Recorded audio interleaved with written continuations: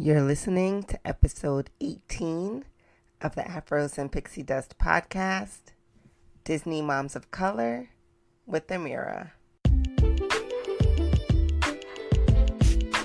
Hey, Dis friends. Welcome to episode 18 of the Afros and Pixie Dust podcast.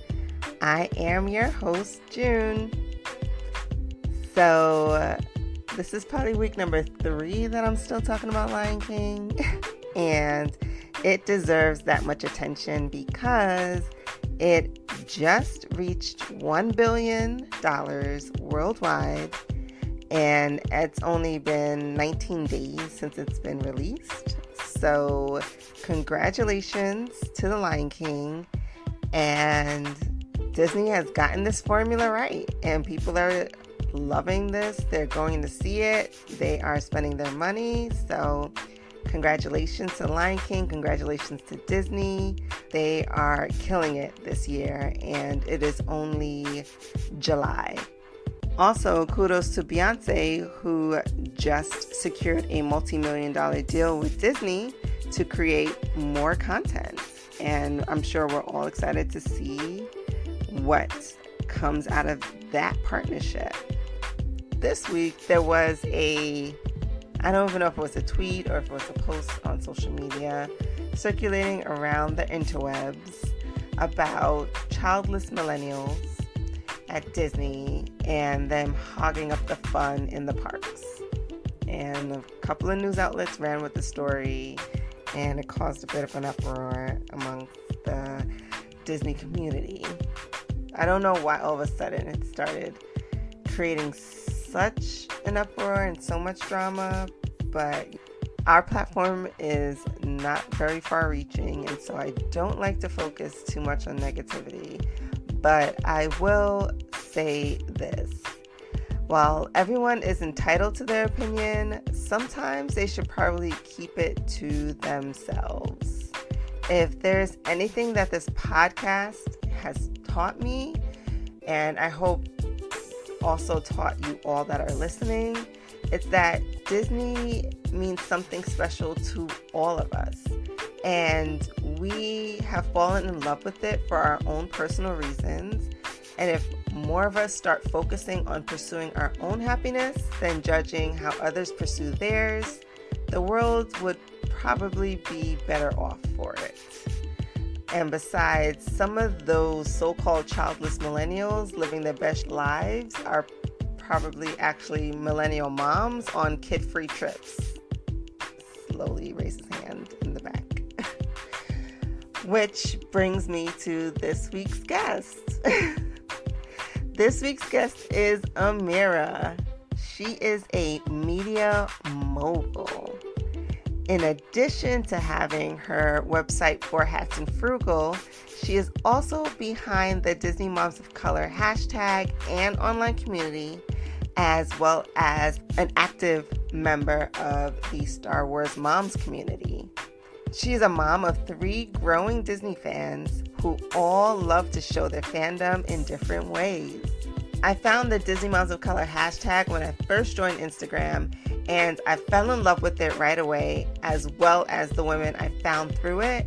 And so I was so excited to talk to Amira, and I had so much fun doing this interview with her, and I'm so excited for all the work that she's doing with building this community. And now, without further ado, let's get into my conversation with Amira. Hi, Amira. Welcome to the show. Thank you so much. I'm excited to be here. Yes, me too. I think your community was one of the early communities that I found on Instagram and Facebook. So I'm excited to hear more about everything you do. Yay. Yes, I'm excited. I mean, I wanted to contact you because you were you started when we started. So, and I was like, oh my gosh, I really need to, chat with her and just kind of get in contact with her. And then I knew you did your podcast. So I was like, this feels like an honor to kind of be with one of the veteran Disney Moms of Color Oh, and on awesome. her platform. So this is going to be great. Great. Okay, I'm so excited. All right, so let's get into it. Let's start off by you telling us a little bit about yourself. Sure. Well, my name is Amira Martin, and I call myself a multimedia content creator. So I have many little social media houses underneath my quote unquote empire. My first website is forhatsandfrugal.com. That's where I started. And from there, I just kind of branched out to a bunch of different places. And being a Disney fan, I had to dive into just a little bit of Disney. So on top of Four Hats and Frugal, we also have Disney Moms of Color, which is an online community. So we have a Facebook group and we are on Instagram. So you can use the hashtag and be part of our little community there. And then I'm also part of the Star Wars Moms community too. So those are the three big branches of our little empire. As you can see, Disney takes over most of that because I'm a fanatic. Awesome. You're in good company, so I'm cool with that. Yeah. And I Oh, have three kids, so that makes me the mom. I have three of them, so that's where all of this mom business came from. And they are fanatics as well about all things Disney and all things Star Wars as well. awesome. So when did your love of Disney first start? Well, it's a funny story, and not many people ask me this, but I think it's a good thing because it's a little depressing, but it's also it's also kind of funny. My mom took me to see Bambi. That was the very first movie that I saw in theaters, very first Disney movie. And you guys, if you've seen Bambi, you know it's not a very it's pretty depressing for like the first half of the movie. And to be 7 years old and see that was interesting, but it caused me to fall in love with Disney. And I had really never seen a full Disney movie on the big screen. I mean, we had the VHS tapes. I'm that old, so I would watch them when I was little. But that was kind of the time that my mom really hooked me into all things Disney. And then right after that, that summer they took me to Walt Disney World for the very first time, and I couldn't believe that there was a place like that I could go on every ride, even though I was so short. There were princesses walking around. So they solidified that in the young age of 7. And then now I'm overwhelmed with how much I love it so much. And I have to thank my mom for taking me to see Bambi of all movies. And that Wow. kind of started me off loving Disney. That's incredible. I so I'm the worst, but I've never seen Bambi. You've never seen it? Oh my gosh. Okay, so you have to see it. Well, now that you're a little older, it won't be so dramatic. But but it's kind of similar to any the Disney stories we're used to, where you got an orphan or a kid who only has one parent. Like that's where that all started. Bambi was one of the first to be like the orphan kid that we all just root for, and learning how to maneuver life and all the fun parts of being young and then growing up. So, oh my gosh, you have to watch Bambi. I know It's cute. I've been putting it off for a while, but I'm gonna do it, I promise. Everyone, every movie I said I haven't seen, I will promise I will take the time out one day and just watch them all. That Yes. is like the funny thing. Almost everyone I interview, they name a movie that they absolutely love, and I'm like, I've never seen it. Oh my gosh, that's actually funny that all your guests will name things. So now you get to just make a list. So every time you have an interview, you just make your new list of movies you have to watch. Right. And I think I'm gonna have to start doing like a little review segment. Like I finally watched this movie and okay guys, I get it. Oh my God, that would be fun. I would love to listen to like a little 5 minute your review of movies we've all seen, and you're like, okay, this is what happened. This is why I love it. This is why I didn't. I would totally be down to listen to that. Awesome. I know before I get my Disney card revoked. So do you have like a favorite Disney movie? Yeah. Okay. So I knew you were gonna ask me this, and this is a tough one. This is a tough one because I'm gonna cheat. I have two. So my favorite non-animated Disney movie is Mary Poppins, and then my favorite animated Disney movie is Aladdin. So I had to segregate them a little bit because I can't leave one of those out. But I, those are my favorites. I feel you. So Mary Poppins was actually one of the ones that You haven't seen? yeah. Oh my Did you see the new one yet, though? No. Okay, good. That's good. No judgment. That's good because you got to watch the first one before you see the second one. So I I won't judge you. I just know that you're gonna really love it when you finally see it. Okay. So I was saying, like, if there was like a black version, I would have probably been on it yesterday. Yes, yes, yes. Yeah, And I so I'm feel you. rooting for like the Mary is Poppin' version of Mary Poppins, and I would line up to see that. I'd be all for it. Yes, same. I kind of love that. Are you listening, Disney? We would like that version, please. Thank you. Yes, yes, for real. So what about these movies did you particularly love? Well, with Aladdin, I gravitated to Jasmine because well it was Agrabah and I have an Arabic name. So at that time we didn't have our princess yet. Tiana wasn't there yet. So I didn't have anyone to connect to on that level. So Jasmine was the first kind of, brown skinned princess who lived in this magical place. It just happened to be with other people who had Arabic names within the movie. And I immediately connected with that. And I loved how she was strong willed and she wanted to, make her own future, and didn't want to live under like old traditional roles. And I don't know, even at a young age, I gravitated to how powerful she wanted to be. And I love that about her. And she was brown, so I immediately had to pay attention. And I was like, thank you, Disney, for giving us, another brown princess. Because we had Pocahontas by then, I think. But Jasmine really, she got me. She got me there. And then Mary Poppins is just a fun. I love watching it because it's such a fun, ridiculous movie. Like there are so many ridiculous things that happen within it. And then it's very heartfelt too. So it embodies the Disney magic that we all experience whenever we experience anything Disney, whether it's at the parks or watching a show. That movie pretty much shows you exactly what Disney is all about because they put in the fun parts, the ridiculous parts, and then they kind of get you towards the end with a little bit of tears, which is perfect for anything Disney. So I just love watching both of those. I could watch them a million times.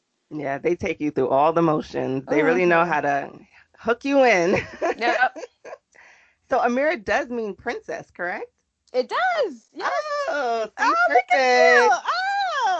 I got that one. So my daughter's name is Japanese. It's Kimiko, Oh. and that kind of means princess. Yeah. Is So it like a war? Is that one where I know they have a name where it's like kind of warrior princess, like princess fighter? so I don't know if it's that one or not. her name, depending on the kanji, is it means either child without equal, Okay. or noble empress. Noble Empress. Oh, okay. Yeah. I love I'm that. Oh like, my gosh, it's yeah. beautiful. And yours is too. But yeah, that's amazing. So Jasmine, yeah, Jasmine we love. Yeah. Um, did you approve of the live action? You know what? I did. And I Oh, didn't at first. I was very upset. I will okay. admit that on your show. And I was vocal about it too. Like, this is horrible. The CGI what are they doing? Will Smith can't do this. You guys are messing up my movie. And then I saw it and I was like, oh my gosh, this was perfect. They did it perfectly. Um, so they got me. I was very upset though and vocal about it. So I know Disney probably has me on some list. Like she was yelling and screaming. But I thought Will did a wonderful job. And I love that at this point he said that this is like his highest grossing movie for him now, which is I thought that was pretty interesting. Out of everything that he's ever done, that Aladdin is now his number one movie of his career. And rightly so. He did a wonderful job. Very proud of him. I am surprised. I did not know that. Okay, I guess you learn something new every day. I Yeah. was in the I don't approve camp, Mhm. and I don't know if I'm out of the I don't approve camp. Like my children enjoyed the live action movie. I Mhm. enjoyed the live action movie. I'm trying not to compare it to the animated movie, Yeah.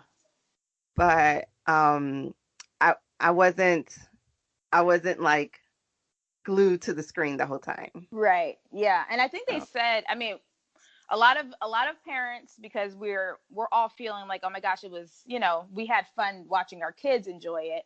And I did. My kids really, really loved it. Um, we kind of have to remind ourselves that this one wasn't made for us, which breaks my heart, because they're trying to get our kids to have their own version of Aladdin to enjoy for years to come.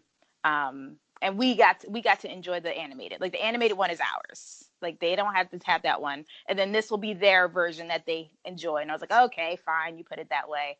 It's like, I get it. You wanted to change the story around, and because our kids love good live action stuff and a good storyline and comedy, and so it's like, okay, I get it, Disney. I get what you're trying to do, but also don't forget about us. We're the veteran fans. You got to make sure we like it too. So I feel you. My issue with, and I'm okay with live action. I get it because if you look at where the animation has come, like that can't be turned around. That the turnaround for that is not as quick as a live action right, movie. So I totally get the move to doing a live action version, and I would not want them to reanimate these movies. Like they're yeah, classics, and the animation, even though it's old school, it's still beautiful, yeah, and my kids still love watching it. My issue is like I don't know. It just always seems a little like I just want to shift it just a little bit. Like it was almost perfect, but it just didn't line up 100%. I don't know. yeah, So, I mean, it is what it is, and our children love the stories. They're gonna love it. We're gonna love it, and the animated versions are still there. So now yeah, you have two versions of a story, and you can talk about it and love it and not love it, which is another thing I do love because, with Aladdin, there were some lines and some themes in the animated version that, might have been kind of questionable. yeah. And so now you have two versions. You say, back then, this is how people talked to women, this is what people Mm-hmm. thought. And now, look, as time came on, people realized yes, a woman can be sultan. You don't need to get married just so you can have someone to rule, especially when you've been training this amazing woman all these years to take on the mantle that you Right. have. So that's a great way to kind of show like how times have changed and how we've learned and grown. Yeah. So I'll take it for that. Yes. Yeah. I mean, I loved, and they had little nuances in it that kind of made up for some of the way that they portrayed people who live in the Middle East in the first one, and then they made up for that in this one, which I also appreciated. Like, the Sultan had a kufi on, and they said Friday salam instead of Sunday salam. Yeah. So like those little tiny things that people wouldn't really notice. Unless you were maybe part of the culture, or maybe you are a Muslim, you would notice that type of stuff. And to have Disney kind of put that in the new version and say, we see you, we respect you, we're going to make sure we honor your culture. I thought that was pretty cool that they used the movie to kind of do that as well. But that's Disney, they always try to do a little something like Yeah. that. Yeah, so they're good about that. Yeah. Well, it's funny because like people love Disney so much that they hate when Disney tries to change. But Yes. Disney is all about doing right. They want to try to do right by people. And so you should Yes. be happy that they're trying to evolve with the times. But it's like, no, it's a catch 22. But we see you, Disney, and we're grateful that you're trying. And we'll Yes. continue to critique because we love it so much. So it's just going to Yes. happen like that. But would you say like Jasmine is a character you most identify with, or would you say there was another character? You know what? For the most part, yes, Jasmine is probably the one that I identify with the most. And then on the flip side, because my two favorite princesses are obviously Jasmine and Tiana. Those are my two favorites. And then on the flip side, with Tiana, I feel that because of her work ethic and how she has a vision and she knows what she can do, and that she's an able body and she doesn't need the help of anyone, but she'll take the help. I connect to that. So when I saw that story, I was like, oh my gosh, yeah, I totally get that. Like, hard worker, you believe in yourself. So I was like, oh my gosh, that's a little bit of me too. So if I had to pick two princesses to I connect with so much, it would be those two, just because of their drive. They both have the same type of drive. Like they know what they're capable of. They believe in themselves. Um, and they know they don't need a man to help them get to where they are, but they want to be able to be free to love who they love and be friends with who they want to be friends with, and I really appreciate that about both of them. Yes, because they were some powerful women. Like they came with the clapbacks. Like Yes. I love Jasmine. Like what? You trying to sell me? Like bye. So yeah, I love it. I love it. Yeah, Jasmine, she gets all the props from me Hmm. and from a lot of us. Um, so you love Disney, you love the parks from an early age. Um, how often do you actually go to the parks? Too much. Is there too much? Could there be? I, Like, I mean, from the outside of our Disney circle, people will look like, oh my God, you're going to Disney again? It's like, yes, I am. I'm going again. Don't judge me. But yes, we love to go. Our family, we love going in May. Those are May and December are our months that we really love to visit. We used to go in May to Disney World a lot, because of Star Wars weekends. So we would always pick a weekend and then we would go. And then December is just it's Christmas time. Like that's our favorite time to go to the resorts and walk around. So as much as possible, we try to go. We're a frugal family because I told you guys my first website is for Ads and Frugal. So we will eat spaghetti dinners and peanut butter and jelly for for months and months, just so we could save up and have a wonderful time at Disney World as much as possible. My kids love it. My husband and I love it. We just feel like we can relax when we're there. So we try to get there as much as possible. Um, and then none of my kids have been to Disneyland, which I feel like that might you guys might revoke my Disney card for that one. So we're trying to plan that out. We're trying to get them there, because they've never experienced it. They need to kind of see where it all started. And then I know once we start getting them there, then they're going to be hooked for Disneyland, and we're going to have to start planning for trips to Disneyland as well. yeah, snaps for you for being frugal, first of all, because that's something my is very close to my heart. So I totally get it. And I've been to Disneyland, just Disney California Adventure once. Okay. And so this summer, my family is going to go to Disneyland. So I don't judge you for that either. Yay! Oh, I'm so excited for y'all. Oh, Yes. you get to see the castle. Yes. Oh, I'm So excited for pretty. that. I'm Yeah. excited for that. I think it's going to be so beautiful. And it's funny because, we're a Disney World family. We're on the East Coast. Mhm. And I'm talking, this is the first time my daughter actually even knows about an upcoming trip. I never tell them. I just wake them up one day and say, we're going to Disney. Oh, And that's what we do too. Oh my yes, gosh, we're soul sisters. yes, because I don't need your 2 cents. Listen, Yes. you're gonna find out what we're doing when we get there. But this time, she can read now. She's always looking over my shoulder. I have too many devices now so that she can just see everything going on. So I Yes. decided to tell her. And she's like, Disneyland, isn't that smaller? I'm like, listen, you. Listen, I'm like, you need to check yourself because I can go without you. You know that. I would.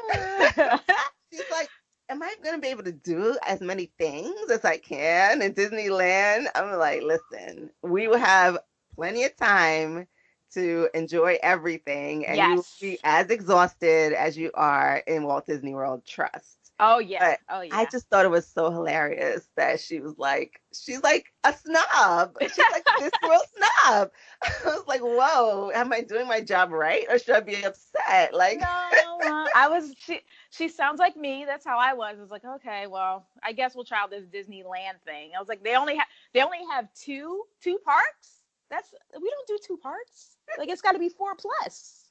So I was like, okay. And then you go. She's gonna as soon as she enters when she enters Disneyland. When you all go, you're going to like it's you're gonna feel it as soon as you walk in the park. You'll feel it. It'll be like, oh my gosh, like every Disney fan feels it when they walk into Disneyland Park, because you feel like this is where Walt was, and he actually walked these streets, and we can't say that at Disney World, which is sad, but like he was there. You feel the energy, and then as soon as you see Sleeping Beauty's castle, you're gonna be like, oh my gosh, this is Okay. it. So she's gonna love it, and she's gonna be exhausted. There's a lot to do.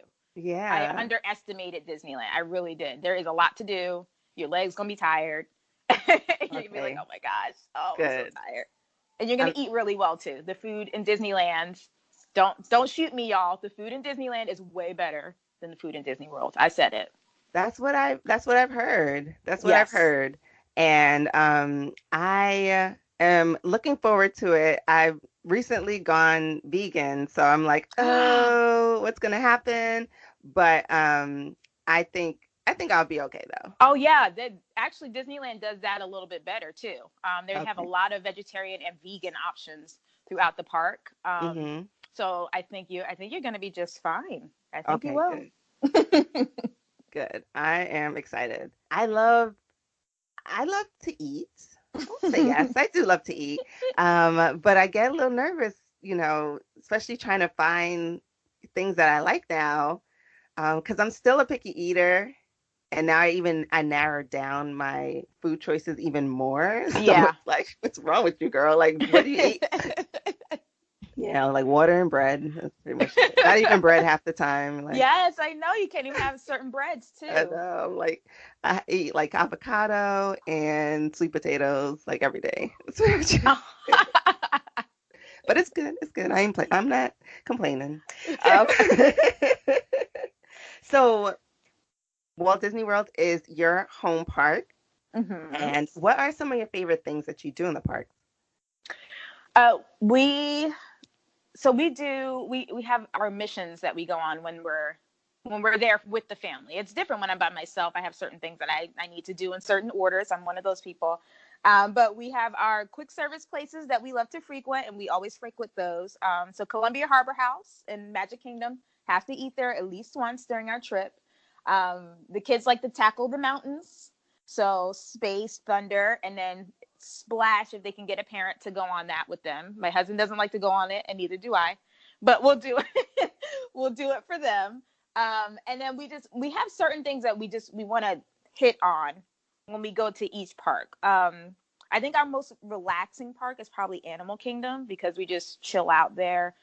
The shows just in the streets are probably one of the best that we enjoy. So we'll stop and watch, a band playing, or someone singing, and we hang out in Animal Kingdom. So we don't have a lot of like strict timelines in that park. Um, but we make a day of it. So we'll go to one park a day, and then if we really need to hop over, we'll do a park hopper. But for the most part, we like to kind of dedicate a day to really deep diving into a park and enjoying the attractions that we like in each of those parks, and not making it overwhelming for the kids. Like, we want them to be on vacation, and we want to be on vacation too. So we always say, okay, today is Animal Kingdom Day, y'all. So today, and then they'll go, oh, okay. So first, can we go eat such and such? And are we going to Yak and Yeti this time? Like, they know. So it's nice to have when your Disney kids know how a trip usually goes. It's cool to kind of just sit back and listen to what they want to do for the day, and then kind of follow suit, because then they won't be tired, they won't be overwhelmed, and we take full advantage of that. They're all three of them are very vocal, so they'll tell us exactly what they want to do, and we go, okay, cool, we're here, we already paid for it. Let's go and enjoy the day, and that's fun once your kids get a little bit older and you start going to Disney. Yeah. How old are your kids? My oldest will be 14 in 6 days. My daughter will be 9 in 20 days, and then the little one, he will be 5 next month. Girl, you had all them summer pregnancies? Yes, please pray for Yikes. me, y'all. I went through Woo. it. Okay. God bless you. Yeah. Wow. Okay. Snaps to you. Yeah, you survived. Well, good for you. I But that's did. amazing. Happy future birthdays to your Oh, children. yes. I'll tell them That's you so said so. They're cool. excited. Yeah. Any plans? um, Not well, yes, but I have little Oh, ears, okay. so Yep. I I hear can't that. share right now. But yes, we do. We like to kind of go a little bit all out for each birthday, so they kind of get to tell us what they want to do for the day. That's the big surprise. But we always have like a little extra surprise in um that little package for them. And the little one, technically, his birthday is around the time of a special opening of a park in Walt Disney World that has to do with intergalactic tidings. So we were thinking about that, if maybe we would make the quick trip, because we actually could, but we can't tell him because he'll tell everybody. And he's one of those kids. He'll walk around and kind of gloat. So Uh-huh. that may be the surprise. Maybe we're gonna see if we can make that work for him. Oh, that would be fun. Oh, I'll stay tuned. I can't wait to see if it happens. That's so great. A funny thing, I am not a big fan of Splash Mountain. Like, Hmm. I'll get on it because my daughter loves it because she wants to get wet, and I'm like, sis, mm-mm. Like, I know it's hot out here, but no, no. First of all, I probably like worked so hard on everyone's outfits, Right. and I probably painted them, and so it's probably gonna run through. But yeah, I'm not a huge fan of Splash Mountain. Like, I'll get on it, it's cool, but I'm not really into getting wet. No, I don't know why they love it so much. And the ride is long, and then the splash is like 2 seconds. I'm like, you Yeah, made me sit through this 10-minute ride, and the splash is 2 seconds. yeah, Now we're all wet. They just love it. My kids love exactly. it. So I guess that's the one ride where we have to endure is Splash Mountain, and then all Right. the rest we all love. So that's the bonus. Yeah, that's fine. I'm fine with that. You know, one I don't like a little bit more is and it's fine otherwise, but Magic Carpets of Aladdin. You don't like it? The only reason why is every time I get on it, that darn camel always aims. He always gets me. Always. Every single time. One time he got me twice in my eye. Oh my gosh! I was like, In your eye? yes. I was like, I don't even know where this water came from. Oh my god! Yeah. It was not amazing. Not at all. Okay, so you can cross that one off the list. Don't ever go on that one again. You just go to Dumbo. It's the same ride. Exactly. Yeah, I'm pro Dumbo. I'm team Dumbo, but Yes. yeah, I can't with the camel. So you run Disney Moms of Color Yes. on Facebook and Instagram. And can you talk about a little bit about how you got it started, where it came from? Sure. Well, we started Disney Moms of Color. It was a tiny little movement when we started, and the whole premise behind it the first time was just to kind of get more brown faces out there under all these little hashtags that we were seeing all around. And this was it 2014? I wanted to say 2014. Has it been that long? And it was just a handful of women who I knew were big Disney fans. And we took to Twitter. We were on Twitter for that at that point, and we used the hashtag Disney Moms of Color, and we said just gather up all of your Disney photos that you can muster, all the ones where you guys went to the parks, or your kids watching the movies, or your kids dressed up in the characters. Let's just really flood the timeline. It was around like Christmas time, so we really wanted to kind of show people, look, Disney has this other side as well. We have buying power as well. We love to invest in this thing that we love so much. Let's show you the brown faces that are involved in all things Disney. I think there might have been about 10 of us. And I remember I sent an email out. They're friends. So I sent an email. We were all on the email, and I said, what do you guys think about this idea? Do you think that we could do this? And they said, oh, absolutely. I am going to take full advantage of this. And we did. It was like 2 weeks. So we did it all the way until Christmas. I'm just sharing photos and stories and things like that, where we could show people that, hey, there is a community here. Um, and we're just as passionate and powerful, and we love Disney just as much as someone that you may see every day who may not look like us. And then from that, people were like, oh, I don't want to stop doing this. How do we continue? And I was like, uh-oh, what did I start? Um, so I had to think quick, and I was like, okay, well, let's start, a Facebook group. Facebook groups are easy. We'll start that. And then people were like, well, do we have a page? And I was like, okay, we need a page. So I had to start a page. And then we started the Instagram. And then it kind of grew from there. And really the hashtag on Instagram is probably my favorite thing, because I get to see it every day now that we get to follow hashtags over there. And just to see like these beautiful brown babies enjoying the parks and watching the films and, cosplaying and Disney bounding. It warms my heart to see it. And I know so many other people that follow the hashtag because of that. Because, you need this, it's something that you need to see. You need to see people who look like you, who enjoy the things that you do. And that's okay. That's okay to admit that.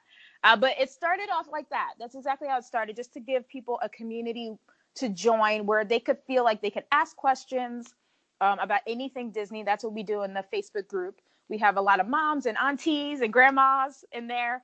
And, if they're planning a trip, they ask questions in there like, hey, what do you guys think about this? Or if I take my daughter to Bibbidi Bobbidi Boutique and she has braids in her hair, how is that going to work? Like those types of things where you can't really ask that in those, those bigger communities that probably are well more established than we are. But these are questions that we need to ask of one another. And we just wanted to provide a place like that for people who are excited about Disney or people who love Disney a lot. This is just a place for them to kind of ask people who look like them all the questions that they need to know before they go see a film or before they pay all that money to go to Disney World. And it's grown since then. I'm shocked at how big it's getting. The Facebook page is fun, and people are they're emailing saying, oh my gosh, I'm so glad that you decided to do this and kind of open this up for everyone. But it's its own animal now. It doesn't even need me. But it's just so great to see people connecting in there and appreciating that, I am brown and I'm a Disney fan, and there are more than a handful of us out there in the universe. Yes, it's amazing how many people you find once you start searching, especially on Yeah. social media. And like hashtags are a great way to actually get the word out there, to get people, to find people. And so I don't remember when I exactly found your hashtag Disney Moms of Color. It was early on in my Mm-hmm. Instagram life. Yes. And I think it was around like February, when I think there was a Disney social media moms conference, and then Mm-hmm. I saw that because I think I had gone to the parks maybe either the weekend before or the weekend right after. And I was like, oh my gosh, they have something like this. And I saw all these moms, and I saw all these Black moms, and I was like, Yes. whoa, this is amazing. And I was like, I was all for it. I was in it. I was sold. Oh. And I loved seeing, so many moms like me that like to take their children on Disney trips. And that was their annual trip. And that was something that they did share together. Because, like you said, you might be the Disney mom in your circle, and you're not well understood all the Yeah. time. And it's like, I don't want to explain myself either. So it's like, if you don't get it, that's fine, but I'm still going to do what I'm going to do. Right. So I totally get it. And so that's what I love about your hashtag, and what I love about the community and people finding each other. It's because Yes. you'll get each other, you get it, and you move on. Now let's talk about Bambi, So so I totally love that. And I completely agree with the Bippity Boppity Boutique Mm. discussion board, because when I wanted to take my daughter, she finally was of age to go, and I wanted to take her. And I'm asking, the general boards about, can they do her hair properly? I wasn't really interested in blow drying her hair. Can they do it with it in its natural state? Do I have what should I do? What should I expect? And someone was like, oh, I'm sure they can do everyone's hair. They're trained Mm. cosmetologists. I'm like, they're kids out of college, if I'm not mistaken. Some of them, they're not necessarily like hairstylists by trade. They may know how to, do a little bun and do some things here and there, but that's not necessarily their line of work. That might just be what they were placed in. Right. And I was legit nervous. I wanted her to look in the mirror and love what she saw. I wanted Yes. the person doing her hair to not be making faces. And I really wanted to hear from other moms' experiences. And I tried Googling and I couldn't really find anything. No. And it was really disheartening. And so I totally get that particular question. And I feel like that is probably a very popular one. Yeah, it is. And there's a lot of stuff that we we think about and that so many don't think about. And we shouldn't be embarrassed to ask the question. That's the real thing. I don't want anyone to ever be embarrassed to ask something.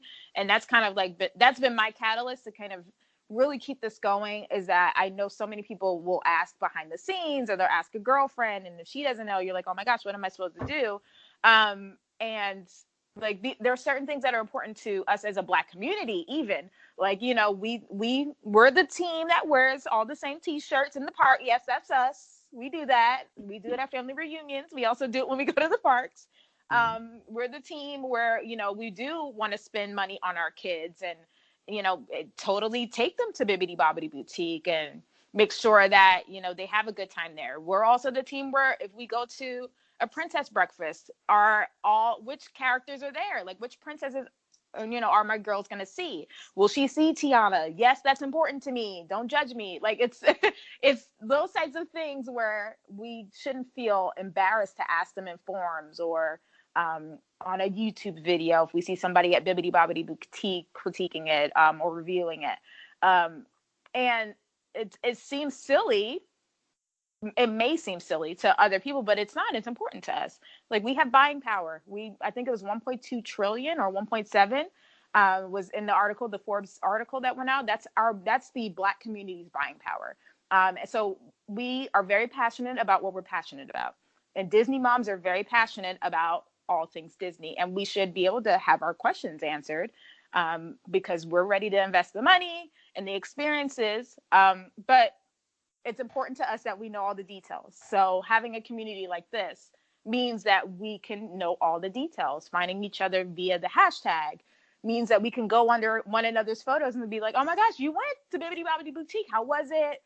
Did your girl have braids in? I like how they did that. How long did it take? Like, this is important to us. It's important for us to kind of have this place to feel like we won't be judged when we're asked questions that mean something to us as Black moms. Yes, I 100% agree. And I mean, I don't know if you ever get approached or asked why Black moms in particular, why do you Mm-hmm. need your own separate panel? Like, what has been your experience with that? Oh, it's been interesting because when you get questions like that, they kind of, depending on who's asking, they make it seem like we're segregating ourselves in a bit, and I have to have the conversation with them, and I don't mind having this conversation of, we need a place to feel safe. Like, a safe space is important to just someone who, a Black person in general. We need safe spaces, and this is a place where it's a fun, safe space, and it's also a space where we can be real about certain things, and we can ask certain questions and have deep conversations, because we know that the people who are in that community, in that group, may come from the same background, and I've gotten the question a few times, which has been interesting, is because it's called Disney Moms of Color. They're like, well, why don't you let in, Asian moms or Latina moms? And I said, because the thing is, this is for Black moms. Like, we needed a little something. Like, we could open that up, yes, because absolutely, Latina moms are moms of color, definitely. But this is a place where it's very important that we hyper focus into this community, into this group of women who are, raising Black children, who want to put a little bit of joy into their children's lives via taking them to see Disney movies, or actually investing and going to the parks, or dressing them up for Halloween in Disney costumes. It's important to pour into them. And we're not excluding people on purpose. It's just the fact that we are so passionate about pouring into this specific community, because this community needs support. Black women need support. And this is one of it may seem a silly way to do it, but it's really important. It's important that they know, in this group, I'm going to see another Black mom. And she's a Black mom for real, or she's a Black aunt or a Black grandma. She knows what I'm going through. She can answer the questions that I have, and I can feel comfortable to kind of ask whatever I want in here, in terms of Disney, whatever. So it's interesting, because they may not have ever had that, or they may not need that in their lives, because they've never been part of the Black community and understand how important this is to us to have safe spaces. So, I love having that conversation with them. They ask that all the time. I get that all the time, especially about, the name of the group and how we should have other, ethnicities up in there, since it's Disney Moms of Color. But once I explain that to them, and they get that it is about the safety, feeling safe in a space, they go, oh my gosh, okay, I totally get that. Yeah, and I feel like sometimes it's thought that it's being exclusive because we're gonna go in there and like bash people. It's like, Oh yeah, no, we just no, want to be able to speak freely about our feelings. right, And I don't want my feelings to be negated. I don't need, to have to explain, as I said before, why I'm feeling what I'm feeling. There's just something about talking to someone who has a similar background as you, similar life experiences that gets it, that you can just cut to the meat and get to the talking, yes, and so it's not necessarily, to be exclusive, to be negative towards others. It's to build that community, that, like you said, that safe space that you may not have had in your own surroundings. right, yes, Um, and I do love the Latin community, and I do hope to highlight the Latin community, but this forum is heavily targeted towards the Black community, because that is my experience, and those are the people that I have not had much opportunity to see or experience Disney with in my own time, mm-hmm. being a Yeah, Disney lover. And I so agree. I think we do deserve this platform. And I agree that, and I do believe that other ethnicities do need a platform and do need Mm-hmm. spotlight, because there's a lot more growth that can happen, that should happen in the Disney community, but I don't have that experience. And so I'm 100% willing to be and open to be an ally and to help push other people's platforms. But with that same respect, I got to do what I know. Exactly. Yes. Because Yeah. I can't 100% speak for you. I can say, look at them over there. They need help. They need love too, but I can't tell your story the way you can tell your story. Absolutely. Oh, So, that's so perfectly said. Yes. so I'm for it. And it's funny because I have gone back and forth about, I talk about highlighting people of color, and I don't want people to feel like, oh, well, you're not doing it in a holistic approach. And it's hard because I always go back and forth about saying, should I just say Black people? Should I say people of color? Like, do people understand it where I'm coming from? Mm-hmm. Um, but women, women is a general topic, but that there's different sections and there's different, Right. so Yes. I think that using the term people of color should be that same way. Like, you understand as people of color, but that there are different categories. This is America. Everyone has a category. Yes. So, and it should be understood, and Yes. it should be accepted. Right. Yes. And it's okay. I think that's what we have to tell each other. It's okay that you have a little group that it's geared towards a specific minority and a specific kind of it's okay, because as we have our own little areas, and like you said, we can be allies to one another, and it's important that we are allies to kind of see the collective together. But also, you need to create that area where people who have lived the same lives, and they are in the same type of culture, they feel comfortable doing it in a smaller space, so that way when we do all come together, we're all confident together in how much we are supporting one another. So I've told like a few ladies, I was like, listen, Disney Latina mom sounds good, maybe you should.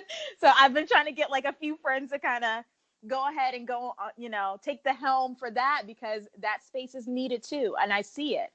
There are so many, Latina moms that we see that love Disney, especially Disneyland.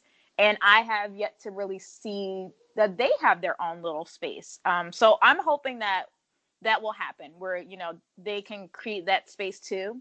And then we can all just be allies for one another, and then really, really show how powerful minorities are in this space of Disney. Oh, yes, yes. And I have a friend, her name is Anna. She was on the show a few episodes, and she is really now putting in the work to support other Latina Disney lovers or Latin Yay. Disney Latin. lovers. Yes. And she has a site called Disney Con Sabor. I hope I wrote the R well enough. My Bronx accent. I should have a little bit of it. But so she's doing that now, and I love that she's doing it. I'm rooting for her, and I do think that it is gonna be amazing. And I mean, I there's another. She's not a mom yet, but there's another woman I love. She goes by Disneyland Mermaid on Instagram, and Okay. she is such a amazing advocate and just spokesperson for the Latin community. And she started Women of Color Crush Wednesdays. So she also supports other women of color in the Disney space and tries to push them. So, it's coming more and more. And I just love seeing it all. And I think we all have a voice, we all have a platform. We don't need to compete. We just, do what we know and talk from our experiences, and Disney will listen. Yes, exactly. Yeah, which I love. I love that they will listen. Yes, for sure. So you like to go on solo mom trips.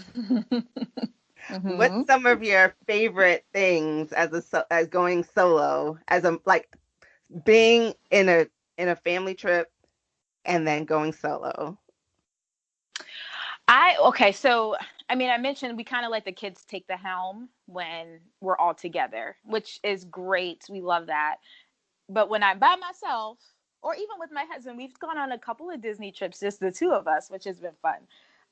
We do a lot less, which is nice. There's so many things that you might miss, and especially the Disney parks as you're visiting. When you're kind of go, just like tiny little details, um, and things like that. So we slow down. We don't rush into the parks for the day. When I'm by myself, I definitely don't. I will totally sleep in on those nice, comfortable beds. Uh, and then I pick a park. I pick a park that day, and then I kind of go and I will, pay more attention to a lot of the little details that are going on within the parks. One of my favorite places to actually spend a lot of time alone when I go on my solo trip is Magic Kingdom, which seems opposite because you're like, oh, that's where everybody's taking their kids that day. Why would you go by yourself? But you get to see how all of these different families are experiencing the real Disney magic. Because I'm a people watcher, that's one of my favorite things to do. So going to Magic Kingdom and being by yourself and kind of seeing how all these little children are running around and maybe experiencing Disney for the first time, it's refreshing. So it kind of fills my soul. And one thing that I do like to do in Magic Kingdom, which I'm sure many people already know this, but if you look down, this is funny. If you look down and as you're going through the different lands in Magic Kingdom, the actual ground starts to change, and the theme of the ground is the theme of the land. So that's one of my favorite things to kind of look at, and I've seen it a thousand times, but I love seeing like when I get close to the Little Mermaid that we're starting to see little like seashells in the ground, and it looks like sand instead of gravel. And then when you go over close to Gaston's, you see like little horseshoe prints from the horses. So those are like little tiny things that I do in parks, which would be weird for my kids to do with me because I've shown them. They're like, okay, great, mom. They don't get it.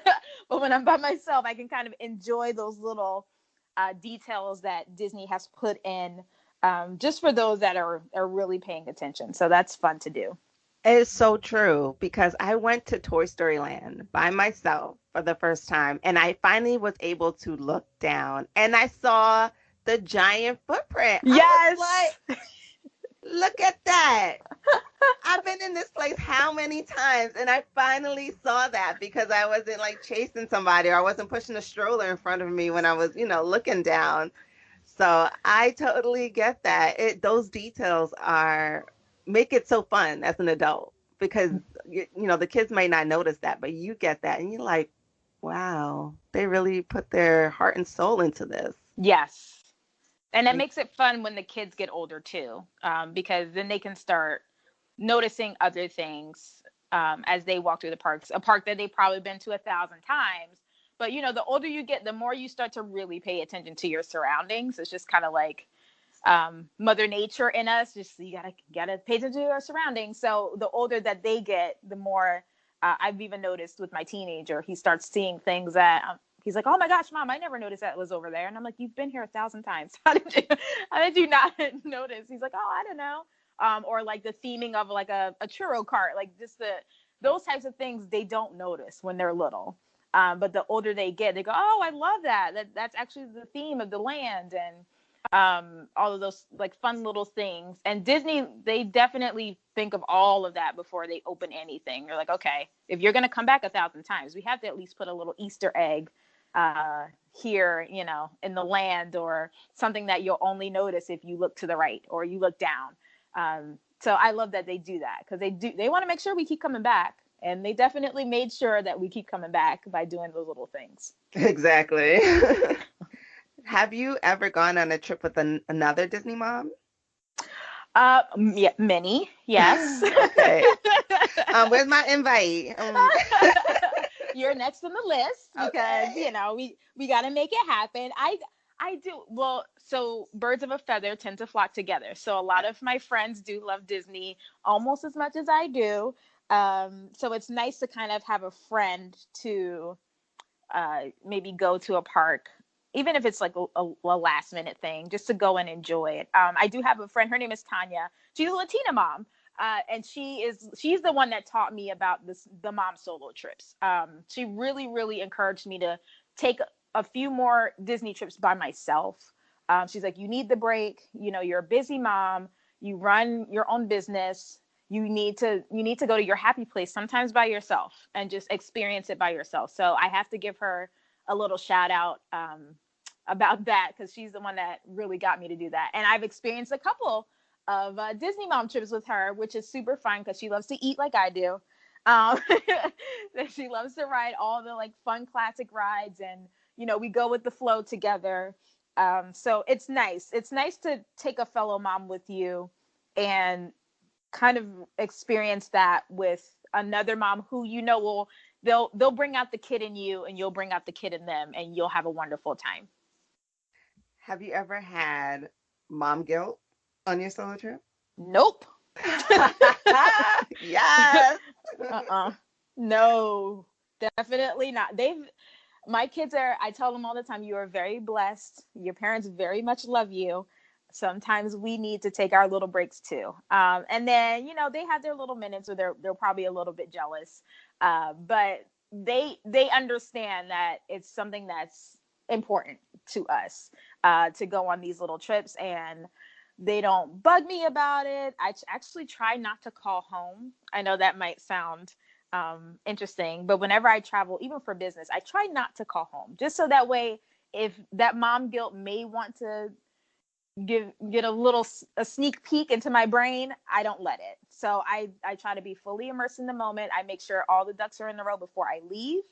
Dad is here, and if they're not with dad, they're with someone who I know is fully responsible for my kids.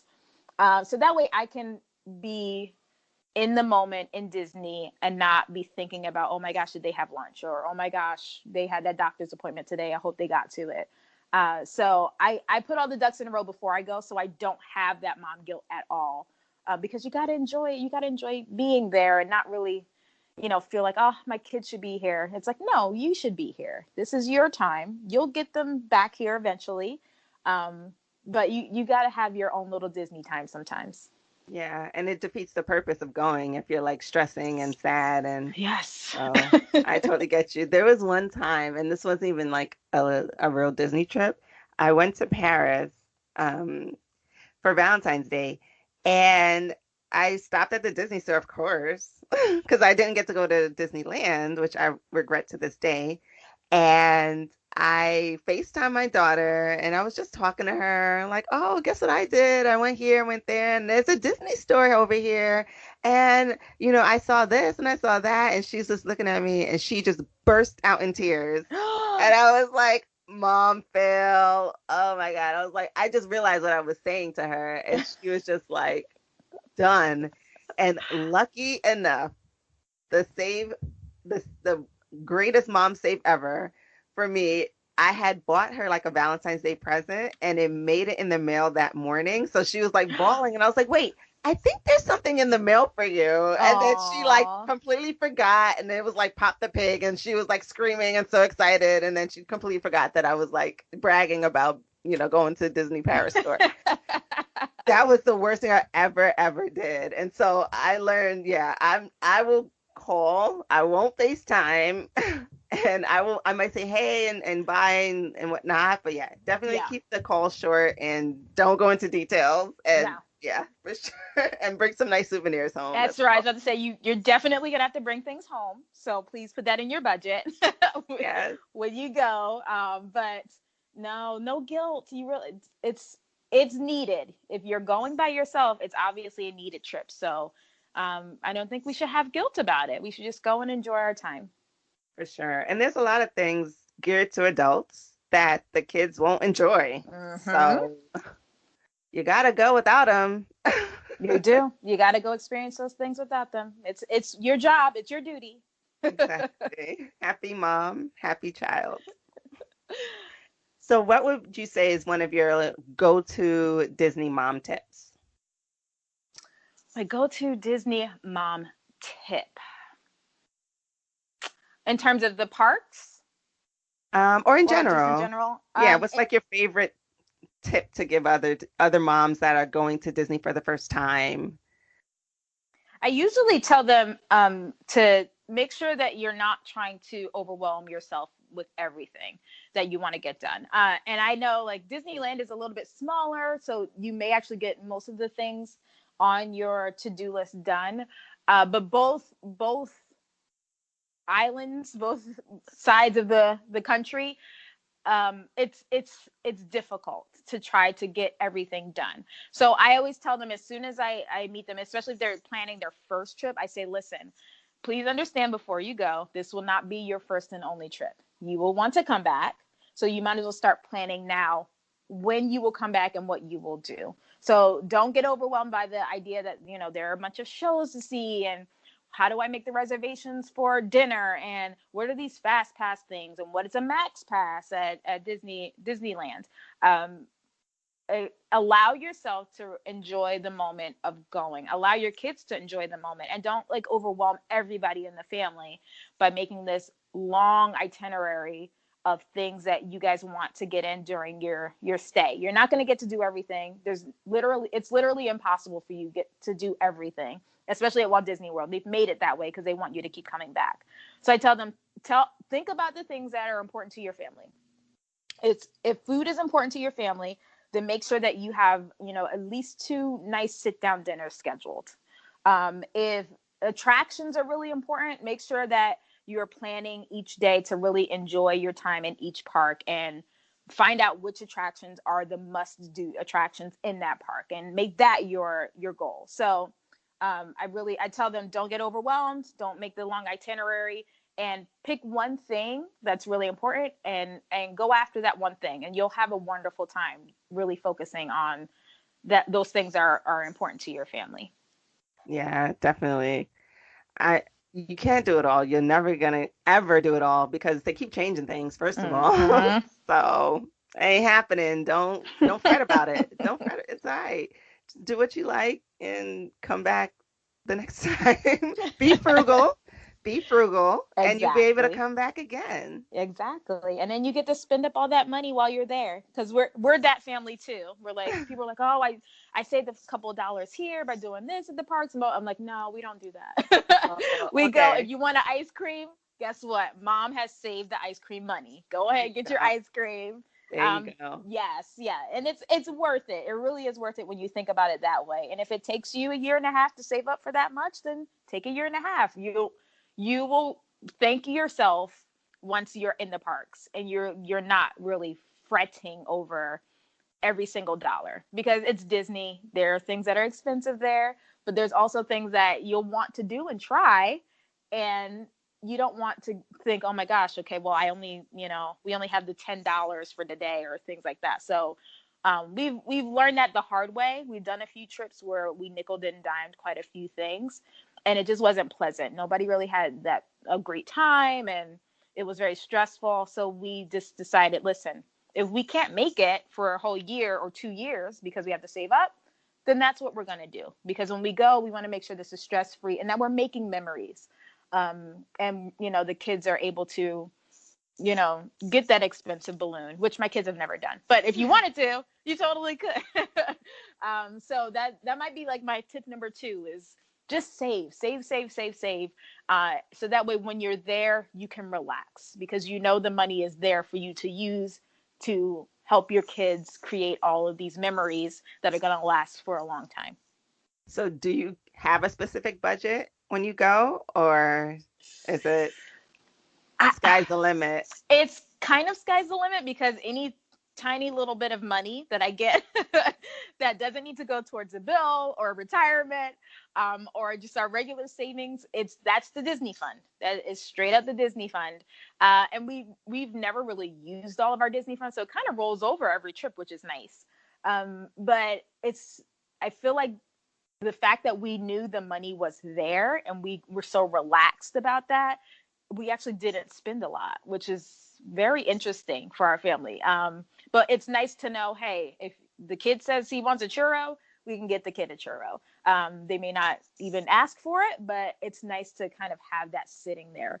So, we have a couple of thousand just saved for any time. Like I told you, for that little one, his Mm-hmm. birthday is around an opening, and we do actually have the money to take our family down there because I'm a fanatic like that. If I can take a little $5 that I saved, I will put that over in the Disney fund.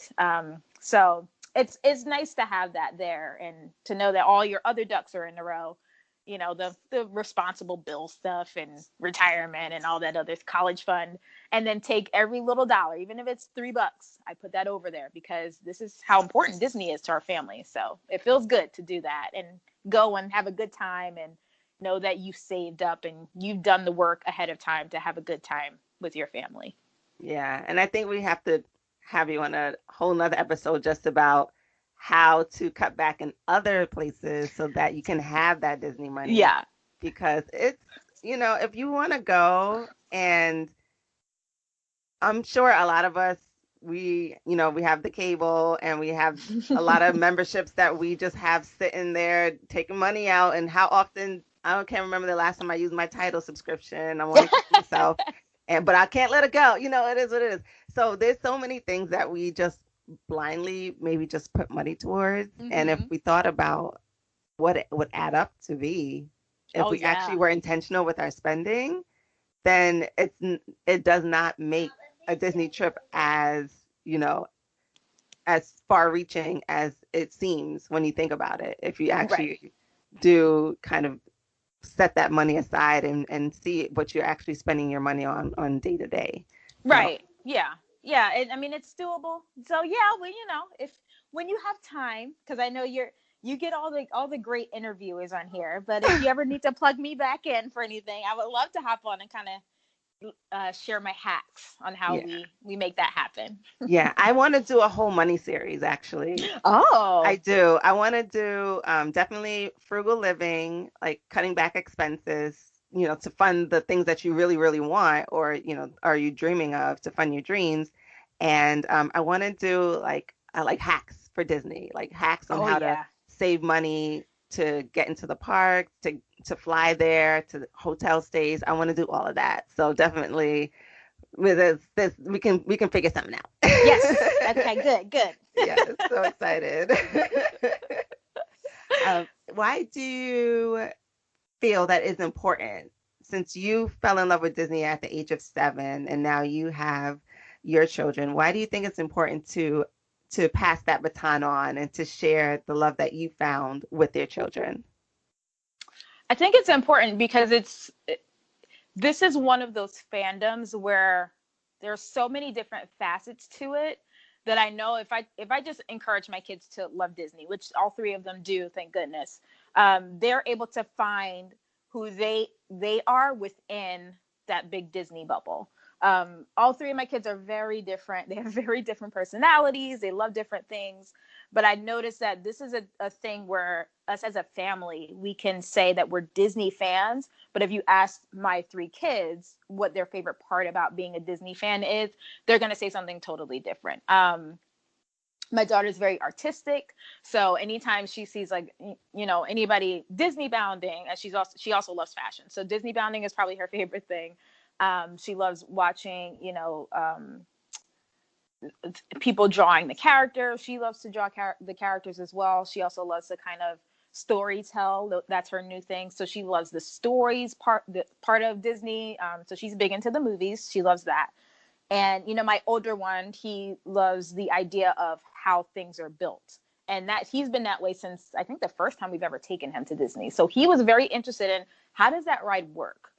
So he's very much the Imagineer in training. And then the little one, he's only 4, but he loves what he loves. He loves meeting characters in person. He's a big in-person kid. So I think he's going to be my parks kid. So he will always be at whatever opening it is, new park, new character at a park. I know that that's going to be him. I can see it.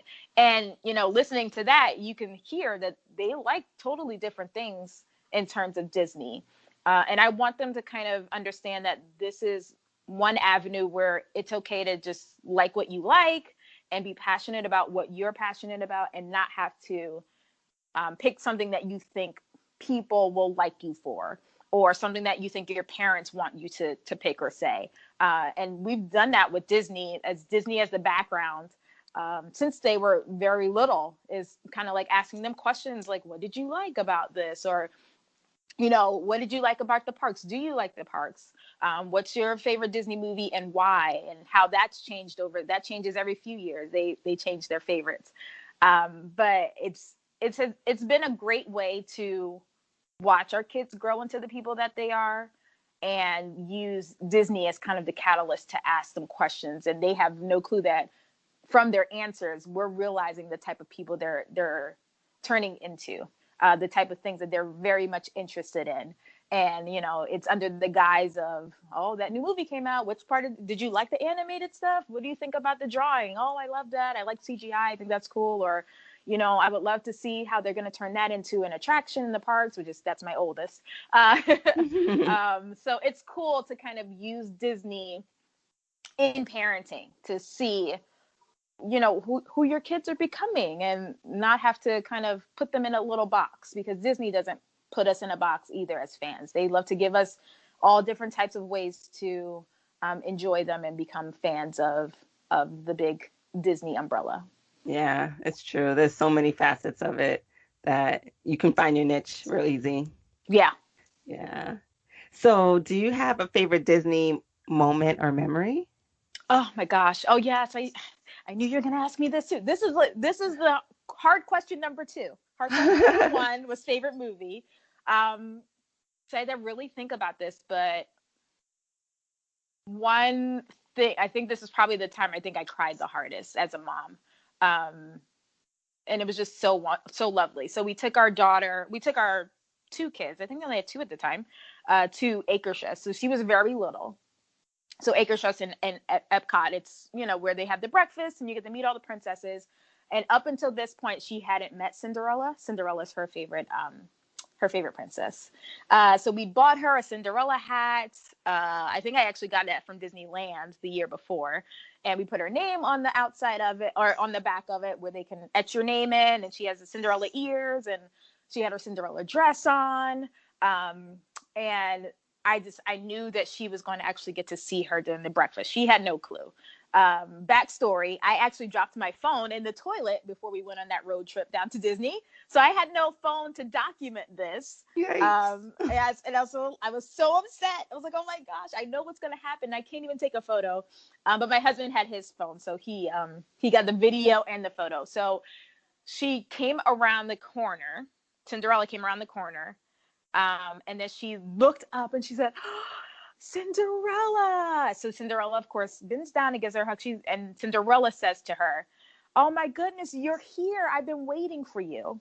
And I was like, oh my gosh, don't make me cry. It's just so cute. And we have a photo of her hugging. Cinderella's hugging her so tight. And you can see her, my daughter's name on the back of her little Cinderella ears. And it was like perfect. It's so perfect. So her little voice said, Cinderella. And she ran and she said, I've been waiting for you. And I was like, oh my gosh, that was like the perfect Disney moment. Perfect. And she'll always be a Cinderella fan now. Always.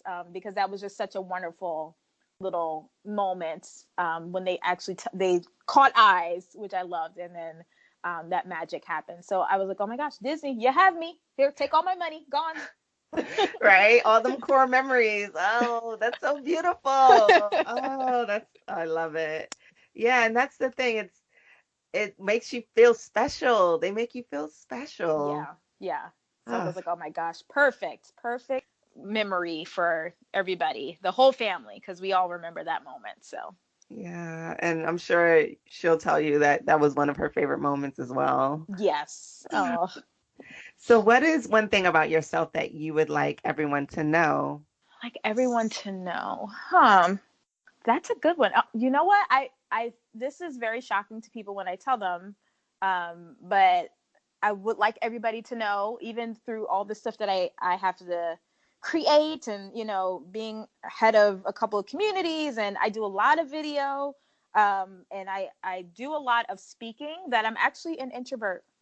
A lot of people don't realize that. They're like, oh my gosh, you're an introvert, because I love people and I love talking to people.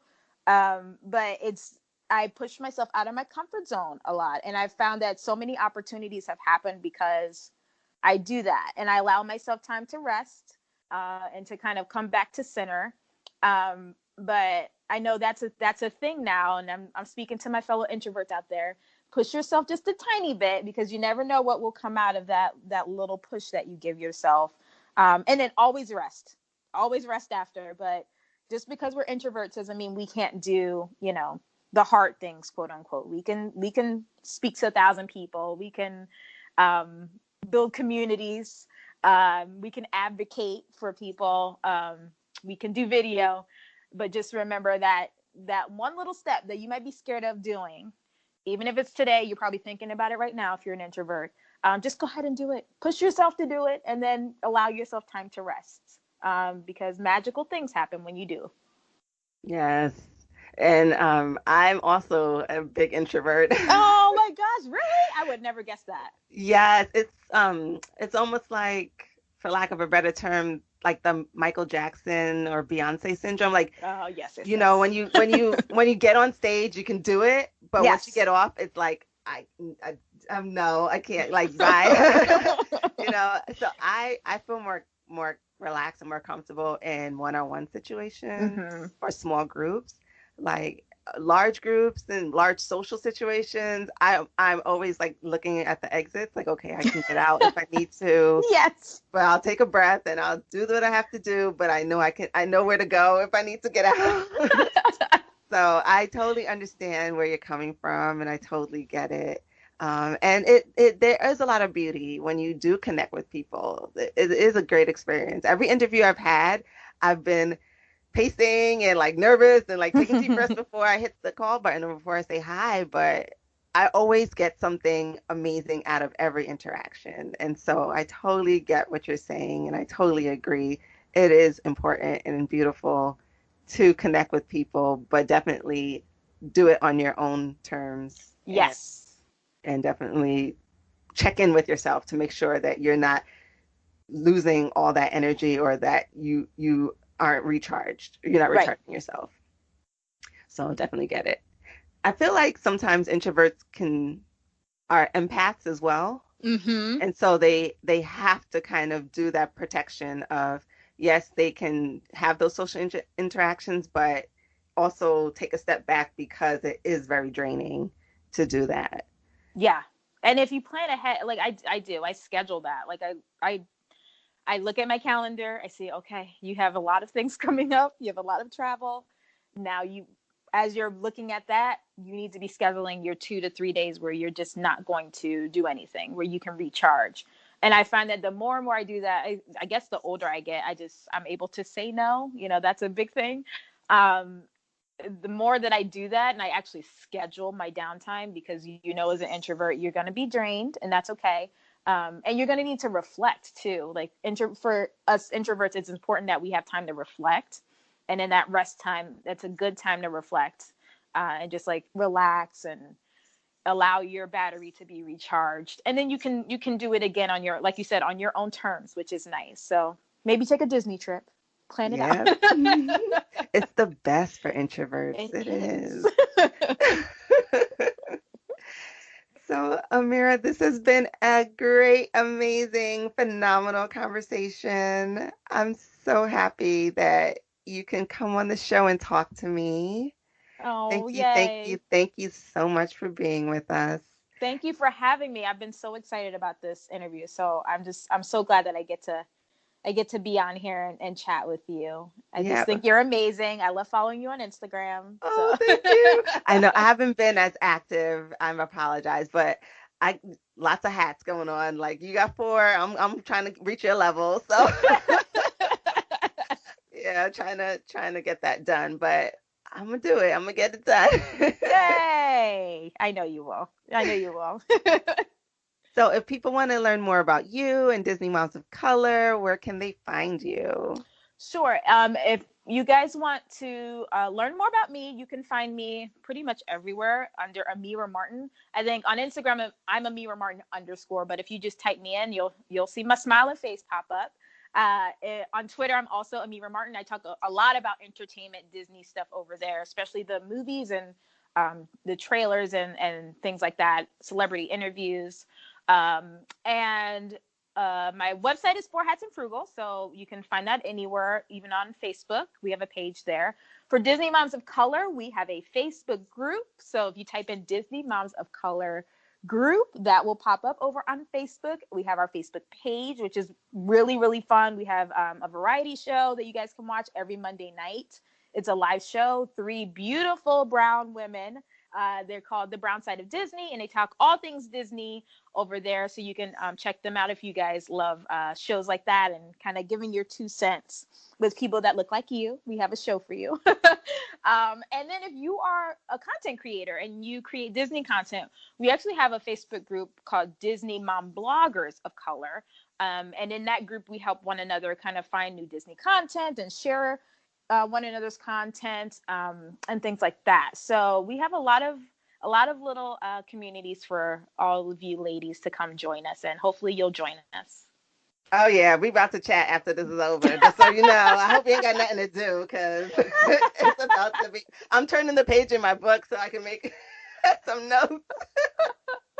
But yes, everyone, please, please, please go check out Amira's blog and come visit us on the Facebook group. It's fun and definitely come watch The Brown Side of Disney. It is really fun to watch.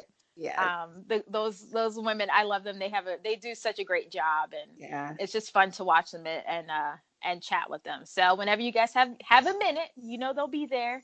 And they'll be very excited to chat with you live. So, and then the replays are always great too, because they just do such a good job with the show. So, Oh yeah, yeah. I enjoy watching them. yes. So I'll be linking all the references and resources into the show notes so everyone can take a look and find what you love and go follow and join the community because that's what it's all about.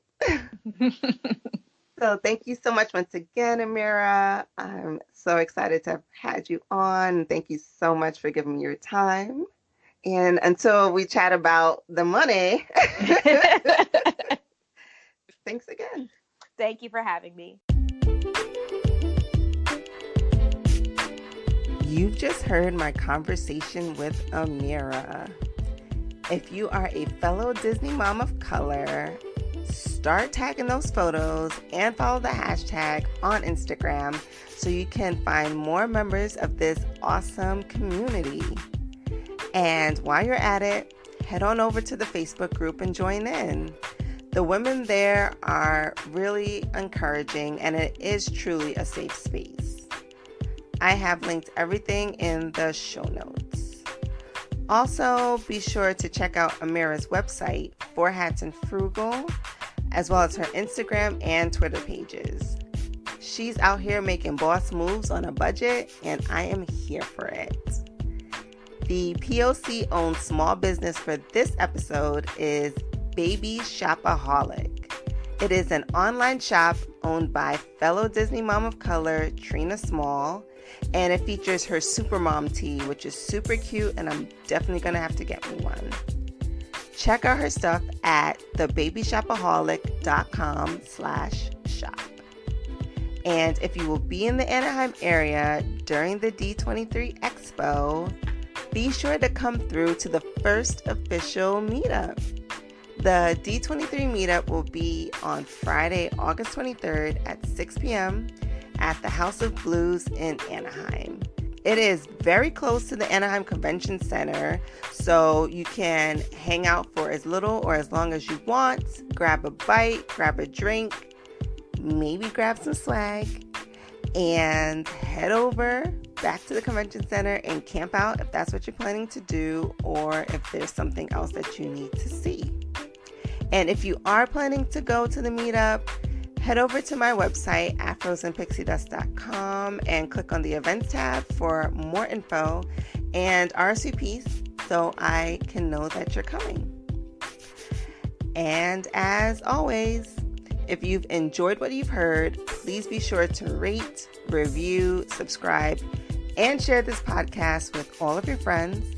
And also be sure to join the Afros and Pixie Dust Facebook group so we can chat more about the Disney mom life or the childless millennial life as well. So until next time, never stop deep conditioning or pursuing your happiness.